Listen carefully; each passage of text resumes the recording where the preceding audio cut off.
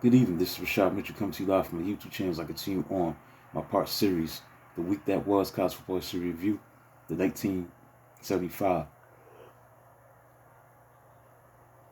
The 1975 college football season. This is week 2, games that were played on September 13th, 1975. Let's get into it. Penn State, the number 10 team in the country, beat Stanford 34-14 after not playing in Penn State's opener and not appearing on pregame depth chart. Freshman wingback Tom Donovan replaced injured wingback Jimmy Seleflo to rush for 114 yards, scoring a eventual winning touchdown with 61 yards second quarter burst. Tailback Rich Malty added a pair of 1-yard touchdown runs as Nittany Lions rushed for 330 yards. Stanford, meanwhile, pulled no surprise on offense, using passes by quarterback Mike Cordova for the touchdowns, both in second quarter, as Cardinals trailed 21-14 at halftime. Now, Penn State scored 13 points in the third quarter to ice the game. Upset took place as North Carolina State, the number 15 team in the country, lost to Wake Forest 30-22. After averaging 7.6 points per game during awful 1-10 record in 1974, Wake Forest stunned North Carolina State for its first ACC win since 1972. Deke scored touchdowns in each quarter as quarterback Jerry McManus accounted for 3 touchdowns and running back Clark Gaines rushed for 123 yards and 9-yard touchdown. Wolfpack quarterback Dave Buckey also tossed 2 touchdown passes, including 43-yard and his brother wide receiver Don Buckey in the first half and ran for another. NC State could not overcome its 3 turnovers, all of which were converted into points. Now, Demon Deacons of Wake Forest drearily reverted to form following week, a 1917 loss to Appalachian State. Next, Tennessee, the number 20 team in the country, beat number 14 Maryland. This is about 2 top 20 teams. Number 20 Tennessee beat number 14 Maryland 26-8. As Maryland must have had nightmares about Volunteers tailback Stanley Morgan after this game, because in addition to conventional 1-yard touchdown run, Stanley Morgan scored on a 50-yard run and 70-yard punt return as Tennessee coasted. The Terps earned only 2 first downs in the first half and lost starting quarterback Mark Manges to separated shoulder. Sub-quarterback Larry Dick threw Maryland's only touchdown, 3-yard touchdown pass to wide receiver Kim Hoover in the fourth quarter, but Terps failed to overcome both 5 turnovers and rational injuries. Manges became 5th starting loss since August camp. Next, number 3 Ohio State beat number 11 Michigan State in the shutout 21-0. As the Buckeyes gained revenge for sole loss of 1974 while getting leg up in the conference race.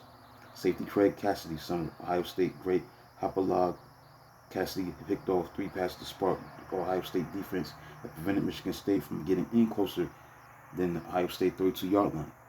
Fullback Pete Johnson scored twice, sandwiching quarterback Cornelius Green's 64-yard touchdown pass to wide receiver Lenny Willis. And tailback Archie Griffin went over 100 yards rushing mark for 23rd straight regular season game. The Spartans were limited to only 80 yards on the ground and 93 yards through the air, and while surrendering 5 turnovers, but kept down score thanks to the tough defense. Next, Northwestern beat Purdue 31-25. Rice beat Houston 24-7. And finally, on Monday, on September the 15th, 1975, number 9 Notre Dame beat Boston College in Foxborough 17-3. This was billed as Catholic Super Bowl and Frank Leahy Bowl. First ever meeting of 2 of America's leading Catholic schools was won by Notre Dame in Coach Dan Devine's debut. Browner brothers led Irish to victory as defensive end Ross led aggressive defense that shut down Boston College quarterback Mike Kruzak. 50 yards passing, that's what he had. Recovered fumble to set up winning 10-yard touchdown run by freshman fullback Jim, who led the team with 95 yards rushing. Later in the third quarter, Notre Dame defensive back Randy Harrison's interception set up Insurance 24-yard touchdown run by halfback Al Hunter, who, like Ross Browner and 3 other key Notre Dame players, was returning from one-year suspension. Meanwhile, tailback Lynn Capriola led the Eagles with 107 yards rushing. So that concludes a look at College Football History Review of the 1975 college football season for September 13th, 1975. Week 2, including the game that was played on September 15th, 1975, between Notre Dame and Boston College, where Notre Dame won 17-3 on September 15th, 1975. September 15th, 1975. Let's look at the AP polls as September 15th is concerned. Number 20 was West Virginia, 19 Miami of Ohio, 18 Arizona State, 17 Arizona, 16 Arkansas, 15 Pittsburgh, 14 Alabama, 13 Florida, 12 UCLA, 11 Texas A&M. The top 10 round out is this: number 10 Tennessee, 9 Notre Dame, 8 Texas, 7 Penn State, Nebraska, number 6, 5 Missouri, Southern California number 4, number 3 Ohio State, Michigan 2, and Oklahoma number 1. So that concludes a look at college football history review, the 1975 college football season for week number 2.